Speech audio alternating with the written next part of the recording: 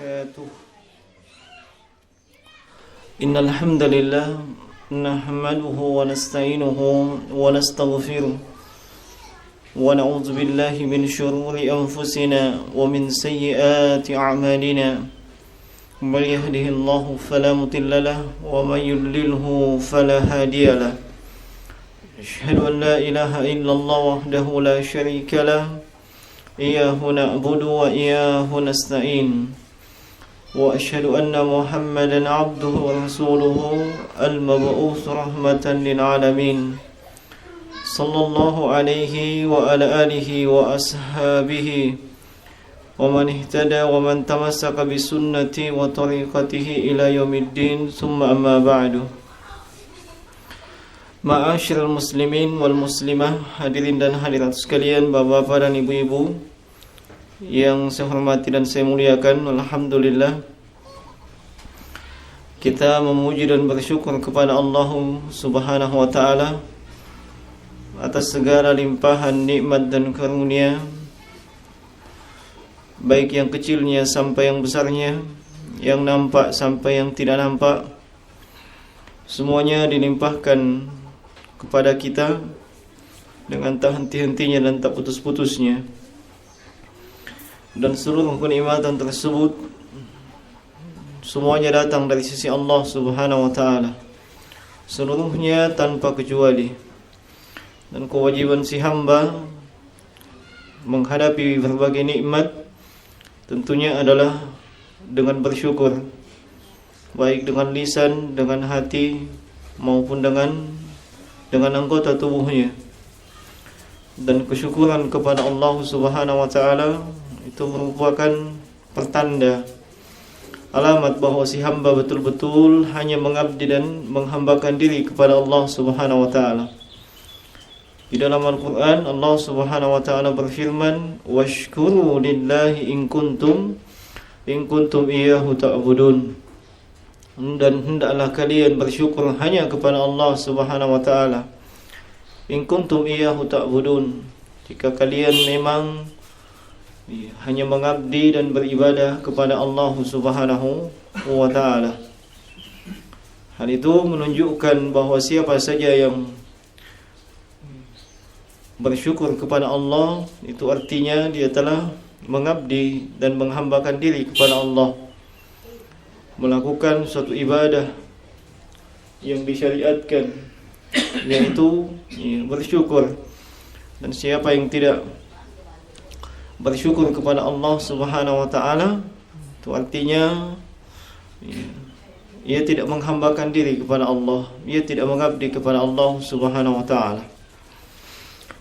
Kita bersyukur, alhamdulillah, di saat ini kita masih diberikan berbagai macam nikmat seperti kesehatan,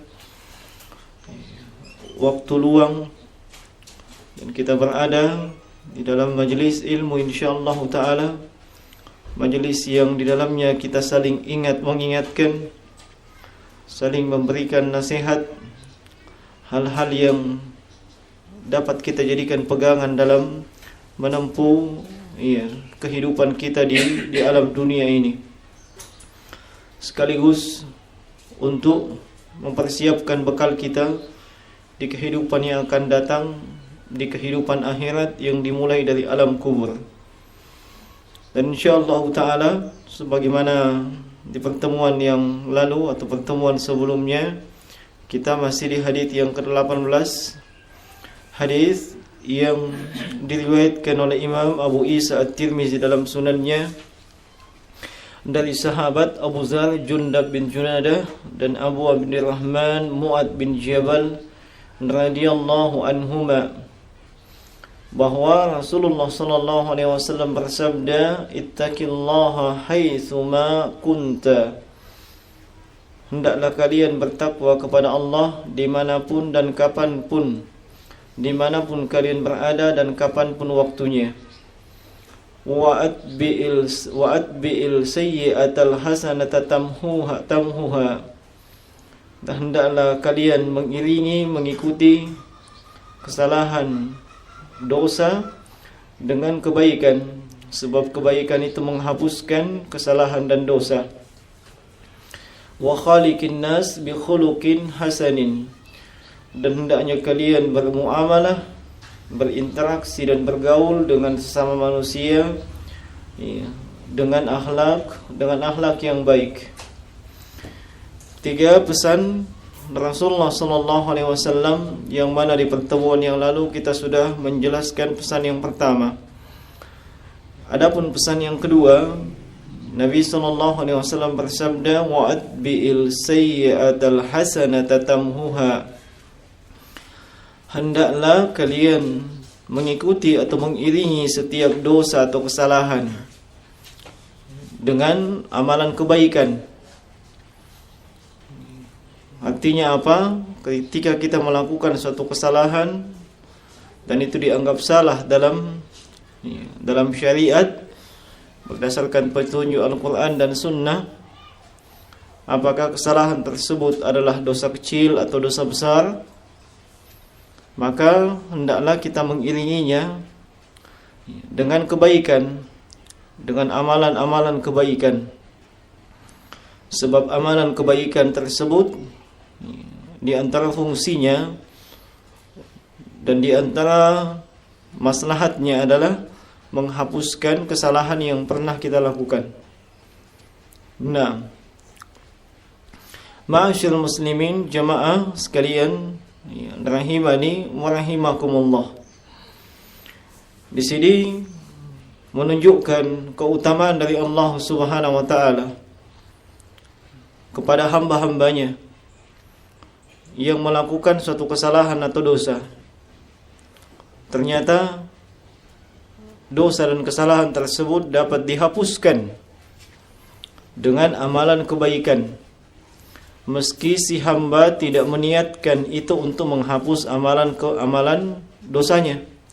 Meski dia tidak meniatkan, misalnya melakukan sholat, apakah yang wajib atau yang sunat, ataupun amal ibadah yang lainnya, dia tidak niatkan itu untuk menghapuskan dosa, tapi dia melaksanakannya sebagai penghambaan diri kepada Allah, sebagai kewajiban. Dan salah satu keutamaannya adalah itu menghapuskan dosa. Kita katakan demikian sebab di sini tidak dipersyaratkan mesti diniatkan. Tidak dipersyaratkan mesti diniatkan itu untuk menghapus dosa. Dan para ulama itu menyebutkan bahwasanya amalan kebaikan yang bisa menghapus dosa itu bertingkat-tingkat. Amalan kebaikan tersebut bertingkat-tingkat, sebagaimana dosa juga bertingkat-tingkat. Amalan atau dosa-dosa kecil ini tentunya dapat dihapuskan dengan amalan secara umum.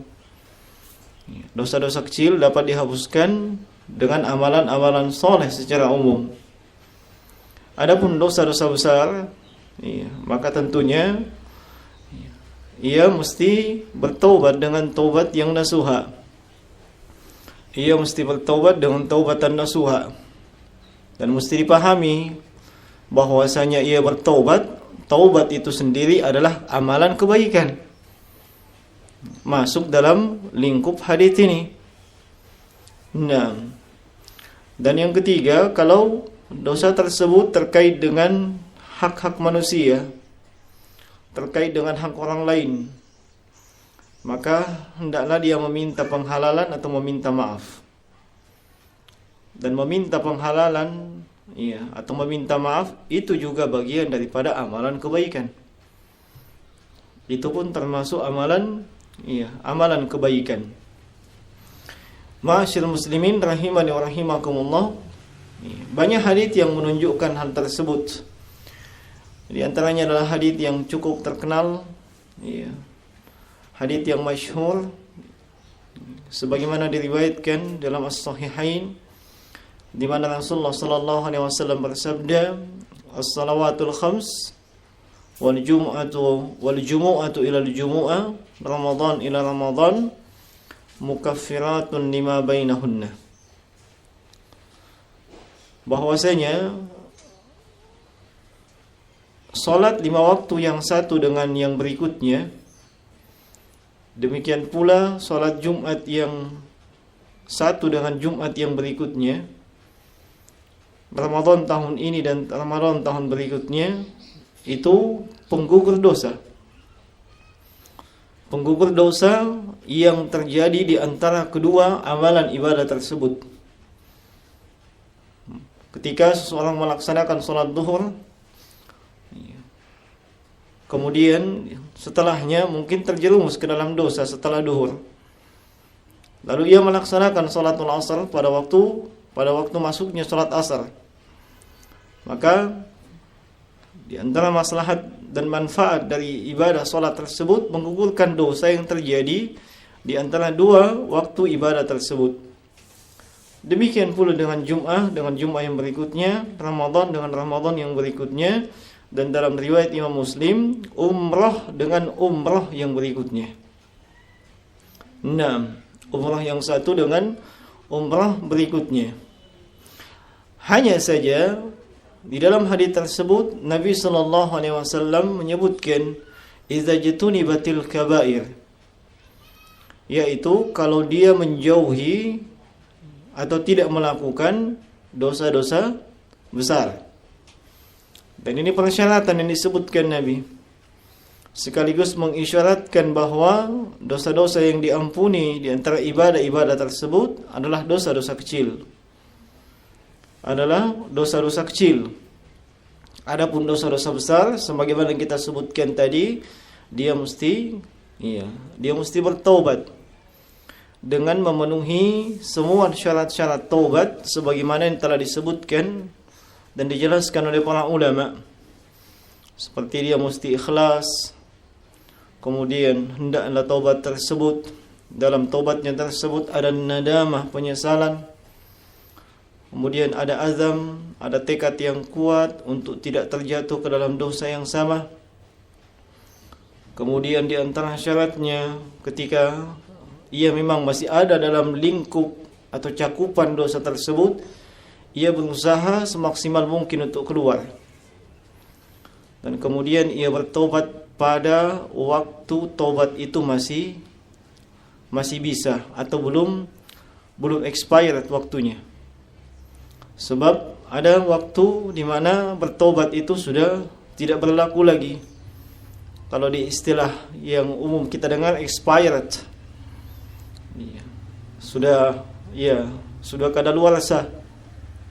Mau bertobat, waktunya sudah tidak ada lagi. Seperti mereka yang sudah diambang kematian, sakaratul maut, baru mau bertobat, ini tidak ada gunanya lagi. Demikian pula ketika matahari sudah terbit dari sebelah barat sana, menunjukkan kiamat sudah betul-betul dekat. Kalau sudah terbit matahari dari sebelah barat, maka sudah tidak ada waktu untuk bertaubat. Oleh karena itu, selagi kita masih sehat, masih mampu berucap, masih mampu melakukan tindakan, perbuatan dan seterusnya, perbanyaklah bertaubat kepada Allah Subhanahu wa taala. Demikian pula selagi matahari di pagi hari masih terbit dari sebelah timur, maka perbanyaklah taubat kepada Allah Subhanahu wa taala. Jangan sampai kita terhalang disebabkan menunda-nunda. Manusia punya tabiat suka menunda-nunda sesuatu, sebab dianggapnya sesuatu tersebut masih panjang waktunya dan seterusnya. Padahal itu merupakan tipu daya daripada syaitan. Bagaimana manusia tersebut tidak mendapatkan kebaikan, atau kalau dia mendapatkan kebaikan sedikit. Nah, itu tipu daya syaitan. Sehingga yang melakukan dosa-dosa besar, hendaknya dia bertaubat dengan taubatan nasuha. Kalau dosa tersebut terkait dengan manusia yang lain, hendaknya dia minta penghalalan dan meminta maaf. Taubat, meminta maaf, ini semua masuk dalam cakupan al-hasanah. Masuk dalam cakupan amalan kebaikan. Sehingga wa'ad bi'il sayyi'atal hasanata tamuha, hendaknya kalian mengikuti setiap kejelekan dan dosa dengan amalan kebaikan. Nah, bagaimana kalau kita tidak tahu bahwa kita sudah melakukan dosa? Orang yang tidak tahu bahwa dia melakukan dosa itu tidak lepas dari dua keadaan. Keadaan yang pertama, memang dia sudah terbiasa dengan dosa tersebut sehingga dia tidak menganggapnya sebagai dosa, dan dia menganggapnya biasa-biasa saja. Nah, yang seperti ini biasanya dia jarang melakukan istighfar dan taubat, dan juga minimnya pengetahuan atau ilmu terkait dengan masalah dosa. Atau kemungkinan yang kedua, dia terlalaikan oleh syaitan. Dia terpedaya oleh syaitan. Ketahuilah bahwasanya semua kita ini berpotensi besar melakukan dosa dan kesalahan selagi status kita adalah manusia, belum berubah menjadi malaikat, dan insyaallah tidak akan berubah menjadi malaikat. Selagi kita masih al-insan, selagi kita namanya manusia, selagi kita masih ada garis keturunan dengan Nabiullah Adam, pasti melakukan dosa. Nah, kecuali kalau garis keturunannya sudah lain, seperti yang dipahami oleh sebagian orang yang menyimpang, bahwasanya manusia berasal dari monyet. Itu entahlah kalau itu. Dia punya garis keturunan ujungnya monyet. Monyet itu tidak ada beban kewajiban, tidak ada beban sholat, tidak ada beban ibadah. Dia bukan mukallaf. Yang mendapatkan beban kewajiban beribadah hanya jin dan manusia. Bukan monyet. Dan keturunannya, meskipun keturunannya itu hebat, memiliki ketampanan yang luar biasa, seperti yang kita lihat, siapa itu, Kerasakti apakah? Nah, seperti itu. Nah, itu semua sebenarnya tidak benar dan tidak beres. Nah, tapi selagi dia manusia dan anak cucu Adam, Nabi sebutkan, Nabi beritakan, kullu bani Adam, dalam hadits Anas bin Malik, kullu bani Adam khata'. Seluruh anak manusia itu khata'. Dan khata' sigatul mubalaghah, artinya bentuk yang menunjukkan banyak, sering. Bukan disebutkan khata'. Nabi tidak menyebutkan kullu bani Adam khata', setiap anak manusia pasti salah, tidak. Nabi menyebutkan kullu bani Adam khata'. Setiap anak cucu Adam, setiap manusia itu banyak melakukan kesalahan dan kekeliruan. Nah, dan dikabarkan demikian bukan untuk melegitimasi, bukan untuk membiarkan tak kalami karena kita sudah memang divonis seperti itu. Tidak, sebab Nabi menyebutkan setelahnya, wa khairul khatta'in tawwabun, dan sebaik-baik mereka yang melakukan dosa atau kesalahan adalah yang segera bertaubat. Yang segera bertobat dan tidak membiarkan dirinya terjatuh, terjerumus di dalam dosa dan kesalahan tersebut. Olehnya, hendaknya kita menghiasi amalan-amalan keseharian kita dengan banyak beristighfar dan bertobat kepada Allah Subhanahu wa taala. Dengan harapan Allah Subhanahu wa taala insyaallah mengampuni, memaafkan dosa-dosa yang pernah kita lakukan. Dan sejauh mana keikhlasan kita, kejujuran kita dalam taubat, maka sejauh itu pula kemungkinan besar taubat dan rujuk kita kepada Allah diterima di sisi Allah Subhanahu wa taala. Sebab Allah Subhanahu wa taala menjanjikan kepada siapapun yang mau bertaubat, wa inni laghaffarun liman taba. Sungguh, kata Allah, saya sungguh mengampuni siapapun yang mau bertobat. Siapa saja yang mau bertobat. rahmat Allah Subhanahu wa taala demikian luas. Siapa saja mau bertobat, niscaya Allah Subhanahu wa taala itu akan menerima taubat dan mengampuninya. Tinggal kita memperbaiki diri-diri kita. Ma'asyiral muslimin rahimani wa rahimakumullah. Inilah amalan kebaikan, di antaranya adalah taubat yang bisa menggugurkan daripada dosa dan kesalahan yang kita lakukan. Nah, meskipun di sisi lain ada hal-hal yang lainnya yang juga menjadi penggugur dosa, menjadi penghapus dosa selain daripada melakukan amalan kebaikan. Kalau di sini yang ditekankan adalah amalan kebaikan. Dan di sana maksudnya di sisi lain ada sesuatu tersebut bisa menggugurkan dosa.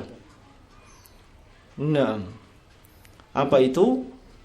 Di antaranya tatkala kita mendapatkan musibah, ujian, hal-hal yang tidak menyenangkan, hal-hal yang menyakitkan, apapun model, bentuk dan jenisnya. Apapun model dan jenisnya. Rasulullah sallallahu alaihi wasallam itu menyebutkan di dalam hadis bahwasanya la yusibul mu'min min hammin wala ghammin wala adha hatta syauka yushaquha illa kaffarallahu anhu biha khatayahu. Nabi memberitakan bahwa tidaklah seorang mukmin itu ditimpa dengan kesedihan, gundah gulana, duka atau gangguan, disakiti, termasuk tertusuk dengan duri. Hatta syaukah, sampai Nabi sebutkan tertusuk duri. Illa kaffarallahu anhu biha khatayahu, kecuali Allah akan menghapuskan kesalahan-kesalahannya disebabkan apa yang menimpanya itu. Tapi ini juga terkait dengan kesabaran. Sebab tidak semua orang yang ditimpa hal tersebut mampu untuk bersabar. Nah, dan orang yang ditimpa hal-hal yang seperti itu kadang dia murka, tidak terima, atau mengkambing hitamkan sesuatu. Kejedot pintu, yang disalahkan itu pintu. Padahal pintu sejak dahulu tidak pernah berubah. Posisinya tetap di situ, tidak ada perubahan.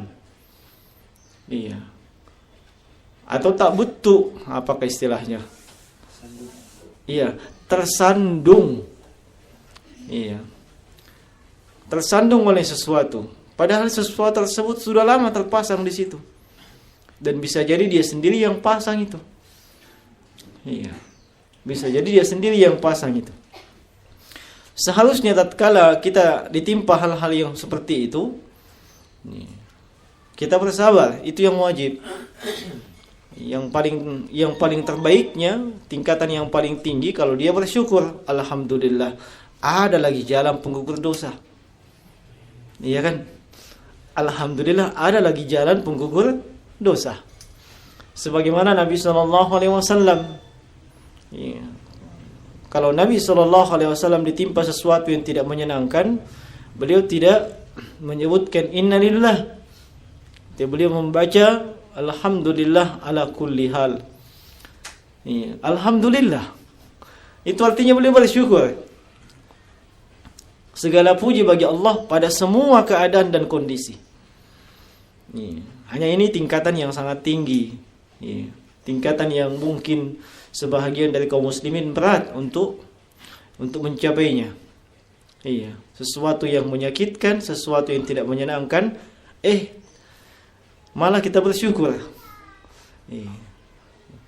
Dan itu hanya dipahami oleh mereka yang betul-betul belajar, mempelajari agama dengan baik, bahwa apa yang menimpanya penggugur dosa. Nah, bahkan kadang bukan cuma sekedar penggugur dosa, kadang kita mendapatkan transfer pahala. Iya, transfer pahala dari suatu amalan ibadah yang tidak kita lakukan amalan ibadah tersebut. Itu karena kita disakiti. Iya. Yang disakiti adalah hati kita. Nah, seperti misalnya kalau kita digibah. Iya. Di cerita belakang, di cerita samping. Iya. Dan seterusnya. Iya, memang tabiat kita mencak-mencak, tidak terima pelecehan, pencemaran nama baik. Iya, dan seterusnya. Tapi kalau dia mau merenung sejenak, baik, ternyata iya, apalagi kalau yang menggibah kita itu ustadz. Weh, luar biasa. Iya. Iya kan? Nah, dia rajin ibadah. Iya, rajin puasa, rajin tahajud. Subhanallah. Dapat lagi kiriman pahala. Iya, tanpa kita melakukan amalan tersebut. Iya.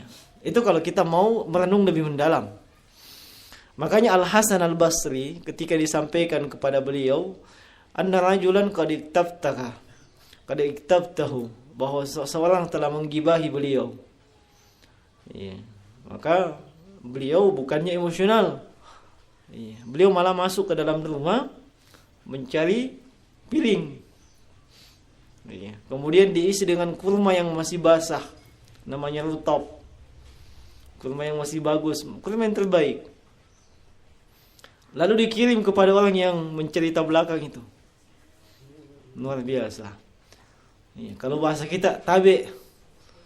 Ini setelah sampai berita sama saya bahwa beliau, coba lihat ungkapan beliau. Telah sampai berita kepada saya bahwa Anda telah mentransfer pahala Anda kepada saya. Beliau tidak mengatakan telah sampai berita kepada saya ini cerita belakang. Tidak.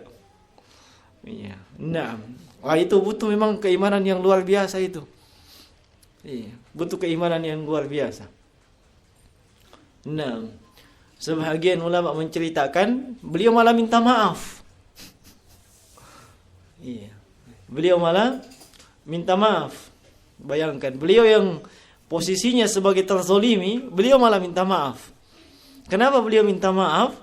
Sebab beliau menganggap apa yang beliau bawa, kurma satu piring, belum sepadan dengan kebaikan yang dia berikan orang itu berupa amalan. Bayangkan. Itu tingkatan orang yang punya keimanan yang luar biasa. Nah, yang kalau kita bisa mencapai pada posisi itu, subhanallah, sekira aman di dunia. Iya, aman sekali di dunia. Orang akan berpikir, saya cerita belakang si fulan, waduh, saya setengah mati nih puasa ini, masa transfer pahala ke dia. Artinya, masa kan biasanya tuh ghibah buah dari kebencian, iya kan? Buah dari kedengkian. Sedemikian kesal, benci dan dengkinya kita kepada dia, kita cerita belakang dia. Jadi logikanya, iya, kalau ada orang kita benci, kita transferkan uang ke dia. Iya. Nah, jadi berapa kali itu kita dikalah? Iya, berapa kali kita dikalah? Nah, kita sudah dikalah dari 3 kali kita dikalah. Iya. Nah, itu kalau kita berenung dan betul-betul melihat dari sisi ilmu. Iya. Kalau melihat kepada tabiat kita sebagai manusia, tidak akan ke sana itu. Padahal ke sana balas dendam. Iya. Apalagi kalau yang cerita belakang kita itu bawahan. Iya, panggil itu sini. Kau pilih saja. Mau dimutasi di tempat basah atau tempat becek. Nah, dan seterusnya. Iya, tapi kalau seorang melihat dari sisi keilmuan, tidak akan seperti itu. Mana bersyukur, semakin banyak, iya, dia dapat transferan pahala. Tinggal jadi masalah bagaimana kalau misalnya dia menggibah kita itu pelaku dosa, pelaku maksiat. Wah, tidak ada pahalanya. Bagaimana? Ya, Allah Maha Adil. Justru dosa kita ditransfer ke dia, sekaligus menambah perbendaharaan dosa dia. Iya, itu juga boleh kita kirimkan sesuatu sambil terima kasih. Iya, makasih banyak. Saya kemarin banyak dosaku. Ternyata sudah ditransfer pada sama Bapak. Nah, mungkin itu dia bingung, ada apa ini? Iya, nah, ada apa? Ya itu tadi. Iya. Sebab orang hanya melihat yang lahiriah saja. Iya, tidak melihat dari sisi keilmuan. Nah, itu bentuk-bentuk penggugur dosa sekaligus kita mendapatkan pahala. Kemudian sabda Nabi SAW yang ketiga kata beliau, wa khaliqin nas bi khuluqin hasanin. Wa khaliqin nas bi khuluqin hasanin. Dan hendaklah kalian bergaul, berinteraksi dan bermuamalah dengan manusia disertai dengan akhlak yang baik, disertai dengan khuluqin hasanin. Khuluqin hasanin yaitu akhlak yang baik. Dan khuluqin hasanin itu adalah kalimatun jami'ah lil ihsan ila nas wa ila kaffil adha anhum. Kalau mau melihat pengertian akhlak yang baik itu apa? Iya. Seperti yang diungkapkan oleh Imam An-Nawawi, beliau mengungkapkan bahwa akhlak yang baik itu adalah sesuatu yang mencakup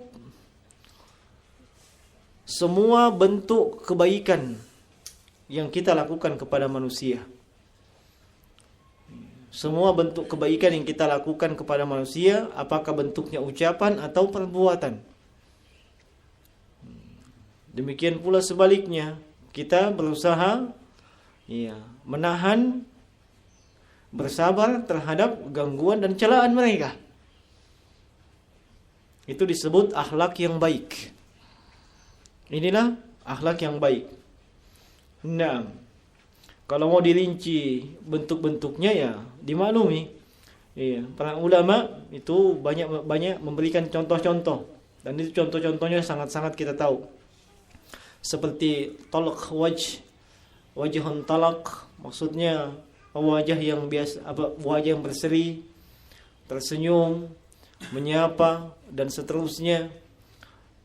Kemudian yang lalu-lalu setelah kita pelajari, berbuat baik kepada tetangga, berbuat baik kepada tamu dan seterusnya. Itu semua bagian daripada akhlak yang baik. Itu semua bagian daripada akhlak yang baik. Nah, apakah akhlak yang baik ini tabiat manusia?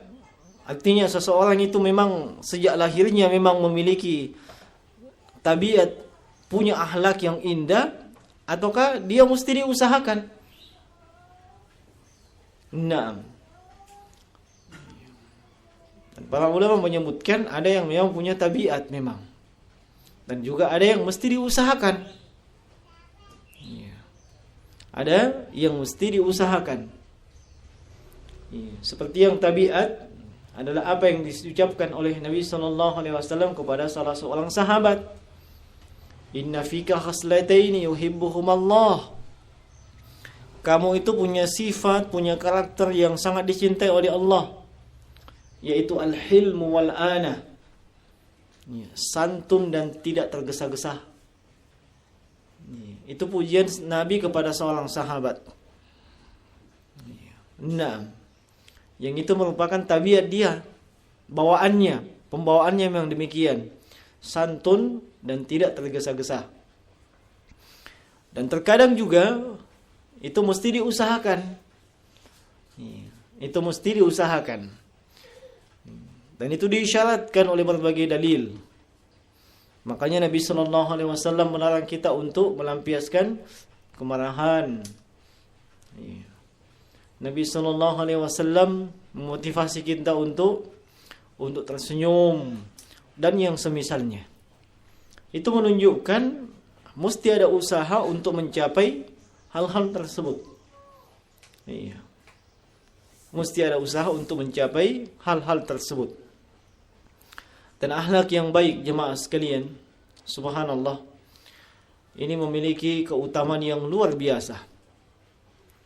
memiliki keutamaan yang luar biasa.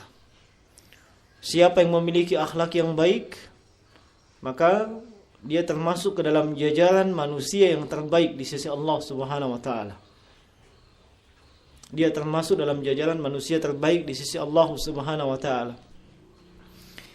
Di dalam hadits yang diriwayatkan oleh Imam Al-Bukhari, haditsnya Abdullah bin Amr bin As, Rasulullah sallallahu alaihi wasallam bersabda, "Khairukum ahsanukum akhlaqan." Manusia yang terbaik di antara kalian adalah yang paling baik akhlaknya. Yang paling baik akhlaknya. Nah, bukan yang paling baik salatnya. Bukan yang paling baik puasanya. Iya. Hakikat daripada ibadah yang kita lakukan sebenarnya menghasilkan akhlak yang baik. Iya. Ibadah salat itu menghasilkan akhlak yang baik. Inna salata tanha 'anil fahsya wal munkar. Sungguhnya salat itu mencegah seseorang dari kekejian dan kemungkaran, akhlak. Itulah ibadah yang kita lakukan. Seharusnya demikian, atau bisa kita katakan idealnya demikian. Siapapun yang melaksanakan ibadah, idealnya akhlaknya bagus. Sebab ibadah-ibadah tersebut itu mendidik seseorang dengan akhlak yang baik. Nah, mendidik seseorang di atas akhlak yang baik. Ini jemaah sekalian. Dan siapa yang memiliki akhlak yang baik, itu artinya imannya telah sempurna. Dan jangan dikira bahwasanya keimanan kita bisa sempurna tanpa adanya akhlak yang baik. Tidak akan bisa. Di dalam hadits Abu Hurairah radhiyallahu ta'ala anhu, sebagaimana diriwayatkan oleh Imam At-Tirmidzi dan Imam Abu Daud dan selainnya, Rasulullah sallallahu alaihi wasallam bersabda, "Akmalul mu'minina imanan ahsanuhum akhlaqan." Akmalul mu'minina imanan ahsanuhum akhlaqan.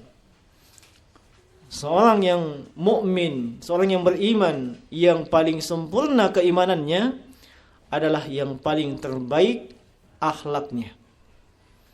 Yang paling terbaik akhlaknya. Wa khiyaruhum linisaihi. Dan yang terbaik dari kalangan mereka adalah yang terbaik kepada nisanya, kepada istrinya. Dikhususkan lagi istri. Subhanallah. Ini banyak-banyak ini kita dapatkan nas-nas atau dalil yang kadang diperintahkan itu seorang suami berakhlak, berbuat baik kepada istri. Nah, menunjukkan pemuliaan Islam terhadap wanita. Sampai disebutkan Nabi khiyaruhum linisaihi. Yang terbaik itu adalah yang paling terbaik untuk istrinya. Dan Nabi SAW juga menyebutkan dalam hadits yang lainnya, khairukum li ahlikum. Beliau mengatakan bahwasanya yang terbaik itu adalah yang terbaik kepada keluarganya. Dan saya adalah manusia yang terbaik untuk keluargaku. Nah, sudah pernah kita sebutkan di tempat yang lain bagaimana akhlak Nabi sallallahu alaihi wasallam. Meskipun beliau sedang salat, dalam keadaan istrinya berada di depannya, nah susah juga istrinya suruh pindah, mau pindah kemana? Memang rumahnya sempit. Rumahnya sempit. Di situ beliau salat, situ beliau tidur. Sehingga ketika beliau melaksanakan salat malam, otomatis mau tidak mau menyentuh istrinya. Ketika beliau hendak sujud, disingkirkan dulu kakinya istrinya supaya bisa sujud. Diangkat kakinya istrinya. Bukan diperintah, "Hoi kakimu." Saya mau sholat. Kan biasanya begitu. Iya kan? Nah. Iya. Nah. Beliau angkat baik-baik kakinya istrinya, tidak membangunkan Aisyah. Diangkat kakinya istrinya, lalu beliau sujud. Setelah beliau sujud, nak kasih kembali tuh kaki ke tempatnya. Iya. Di mana dapat suami begitu? Iya. Nah, itulah Rasulullah sallallahu alaihi wasallam. Iya, luar biasa beliau. Itu kepada keluarga beliau, kepada istri beliau, kepada anak cucu beliau, subhanallah. Beliau tidak pernah membentak itu, jangankan cucunya, pembantunya saya tidak. Jadi kalau cucu beliau Hasan dan Husain, subhanallah, naik di punggung Rasulullah, padahal Rasulullah sedang menjadi imam. Pas Nabi sedang sujud, nah di situ kesempatan dia naik kuda-kudaan. Itu Hasan dan Husain. Dan Nabi tidak tidak marah ketika itu, dan membiarkan ini kedua cucu ini puas dengan bermain di atas. Sampai dalam riwayat disebutkan jemaah di belakang itu angkat kepalanya, lihat kenapa lama sekali sujud. Ternyata ada Hasan dan Husain di punggungnya Nabi sallallahu alaihi wasallam. Iya. Setelah itu beliau juga tidak marahi anaknya, cucunya, enggak. Biasanya kan kalau begitu kebiasaan masyarakat, naubeli cucunya. Setelah itu ujung-ujungnya naubeli anaknya. Kau tidak perhatikan anakmu. Saya lagi sholat begini. Nabi tidak. Iya. Itulah akhlak Nabi sallallahu alaihi wasallam. Kepada pembantu beliau, iya, itu Anas bin Malik. 10 tahun Anas bin Malik jadi pembantu Nabi. Iya. Apa kata beliau? Selama 10 tahun tidak pernah saya mendengarkan ucapan dari Nabi sallallahu alaihi wasallam. Kalau misalnya beliau perintah saya melakukan sesuatu dan saya tidak lakukan, beliau sallallahu alaihi wasallam tidak pernah mengatakan, "Kenapa kau tidak lakukan itu?" Tidak pernah. Atau ketika beliau melakukan kesalahan, Nabi tidak pernah mengatakan, "Kenapa kau lakukan yang begini?" Tidak. Tidak pernah beliau dengarkan. 10 tahun jadi pembantu di rumah Nabi sallallahu alaihi wasallam. Itu beliau jadi pembantu. Iya, ketika ibunya beliau membawanya kepada Nabi, berkhidmat kepada Nabi. Iya. Dan disitulah kesempatan Anas bin Malik menimba ilmu dari Nabi sallallahu alaihi wasallam. Makanya kita sering mendengarkan dari Anas bin Malik, itu kan pembantunya Nabi. Iya, Anas bin Malik. Iya. Nah, sahabat Nabi sallallahu alaihi wasallam yang khadim beliau. Ini kedudukan akhlak dalam Islam, tidak main-main. Nah, dan siapa yang memiliki akhlak yang baik, yang menghiasi dirinya dengan akhlak yang baik, dia memiliki kedudukan sejajar sama dengan ahli ibadah. Sejajar dan sama dengan ahli ibadah. Di dalam hadis yang diriwayatkan oleh Imam Abu Isa At-Tirmizi dari Aisyah radhiyallahu taala anha, Rasulullah sallallahu alaihi wasallam bersabda, "Innal mu'mina," kata Nabi, seorang yang beriman, "la yudriku bi husni khuluqihi darajatas shaimil qaimi." Bahwa sungguhnya seorang yang beriman, ia bisa mencapai kedudukan dan derajat selevel orang yang ahli puasa, lagi sering melakukan salat malam, disebabkan oleh apa? Bi husni khuluqihi, disebabkan akhlak yang baik.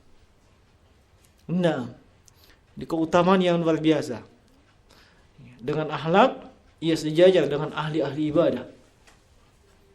Nah, dan pada hari kiamat, kalau kita ingin amalan timbangan kebaikan kita berat, maka hiasi diri kita dengan akhlak yang baik. Hiasi diri kita dengan akhlak yang baik. Di dalam hadits Abu Darda radhiyallahu ta'ala anhu, Rasulullah sallallahu alaihi wasallam bersabda, "Ma min syai' asqalu fil mizan min husnil khuluq."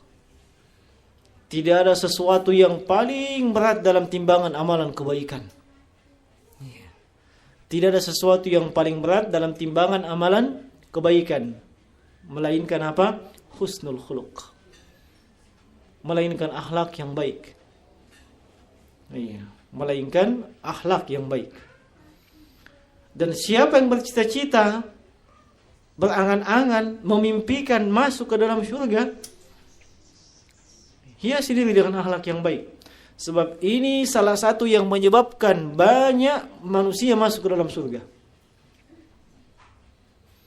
Dalam hadits Abu Hurairah radhiyallahu taala anhu, sebagaimana diriwayatkan oleh Imam At-Tirmidzi dalam sunannya, Nabi ditanya tentang ayyu syai'in, tentang apa saja atau tentang sesuatu yang aksar ma yudkhilu bihil jannah, yang paling banyak memasukkan seseorang ke dalam surga. Apa jawaban Nabi sallallahu alaihi wasallam? Beliau mengatakan taqwallah wa husnul khuluq. Bertakwa kepada Allah dan akhlak yang baik. Tidak main-main jemaah sekalian. Ini keutamaan yang luar biasa. Kemudian terkait dengan akhlak ini juga masih banyak keutamaan yang lain, hanya saja kita dibatasi oleh waktu. Terkait dengan akhlak yang baik, tolong dipahami bahwasanya akhlak kepada setiap orang itu berbeda-beda. Sesuai dengan kedudukan orang tersebut, sesuai dengan keadaan dan kondisinya. Sesuai dengan keadaan dan kondisinya. Terkadang kita mesti berlemah lembut, itu akhlak yang baik. Terkadang juga kita mesti tegas, itu akhlak yang baik. Terkadang kita mesti sabar, itu akhlak yang baik. Dan terkadang juga kita mesti tegas dan marah ketika itu. Itu pun akhlak yang baik. Apa standarnya? Standarnya Al-Quran dan Sunnah. Makanya Aisyah ketika ditanya, bagaimana akhlaknya Nabi? Kana khuluquhu Al-Quran. Bagaimana akhlaknya Nabi? Kata Aisyah, kalau mau lihat akhlaknya Nabi, Al-Quran. Apa maksudnya? Maksudnya, apa yang Allah perintahkan dalam Al-Quran pasti Nabi lakukan. Apakah itu terkait ibadah, muamalah, pergaulan, interaksi, pasti Nabi lakukan. Apa yang dilarang dalam Al-Quran, pasti Nabi tidak akan melakukan itu. Dan di dalam Al-Quran, kita diperintah untuk berbuat baik kepada kaum mukminin, berbuat adil kepada orang kafir. Kadang juga mesti tegas kepada orang kafir. Iya kan? Kadang juga mesti keras terhadap mereka. Itu semuanya bagian daripada akhlak. Menempatkan mereka sesuai pada posisi dan keadaannya. Dan Nabi SAW, coba lihat saja dua buah kisah ini. Saya sebutkan secara ringkas. Mungkin sudah sering saya sebutkan kisah ini. Pernah di masjidnya Nabi, ada orang Arab Badui datang, masuk, kencing. Nabi tidak marah ketika itu. Bahkan beliau menyuruh sahabat siram kencingnya. Kemudian dinasihati baik-baik. Luar biasa. Satu. Yang kedua, tatkala ada sahabat yang melakukan kekeliruan, kesalahan, seperti menjadi imam dan terlalu malando bacanya, terlalu panjang bacanya, Nabi tegur dengan cukup tegas dan keras. Beliau mengatakan, afattanun anta ya Mu'adz, Mu'adz bin Jabal, kau mau jadi tukang fitnah wahai Mu'adz? Itu kan keras itu. Lihat, tapi semuanya masuk dalam bingkai akhlak yang baik. Maksudnya menyikapi seseorang sesuai dengan keadaan dan kondisinya. Jangan dikatakan semuanya mesti lemah lembut atau semuanya mesti tegas. Tidak. Tempatkan pada posisi dan kondisi orang tersebut. Nah, seperti memaafkan misalnya. Khudil afwa. Mudahlah kalian memaafkan, perintah Allah. Nabi paling mudah memaafkan itu. Tapi bersama dengan itu, kita tidak dianjurkan memaafkan seseorang kalau dia sudah terlalu sering melakukan itu. Nah, kalau dia sudah terlalu sering melakukan itu. Iya. Dan Syekh Muhammad bin Shalih Al-Utsaimin rahimahullah dalam penjelasan beliau dalam Riyadhus Shalihin itu menjelaskan itu. Asalnya memang paling utama kalau kita maafkan dia dengan harapan dia mau berubah. Tapi kalau dia tetap melakukan itu yang berikutnya dan yang berikutnya, lebih baik tidak dimaafkan. Iya. Sebab kenapa? Itu maksudnya itu akan menjadi jalan bagi dia untuk semakin menjadi-jadi. Dan itu bagian daripada akhlak.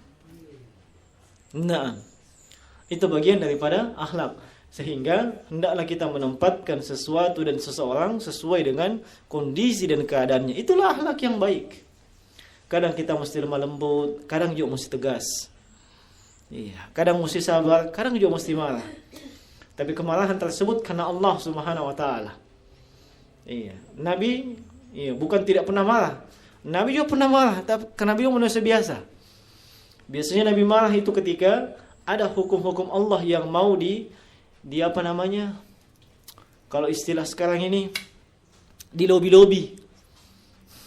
Iya. Ketika ada dari wanita dari golongan dari suku Makhzumiyah berzina, iya, itu sahabat kerasa kerusuk cari yang bisa melobi kepada Nabi. Ada Usama bin Zaid termasuk yang disayang sekali sama Nabi. Ditanya, maksudnya supaya Usama bin Zaid lobi Nabi. Nabi ketika itu marah sekali. Iya, Nabi marah sekali ketika itu. Sampai beliau mengatakan, "Lau anna Fatimah binta Muhammad sarakat laqata'tu yadaha."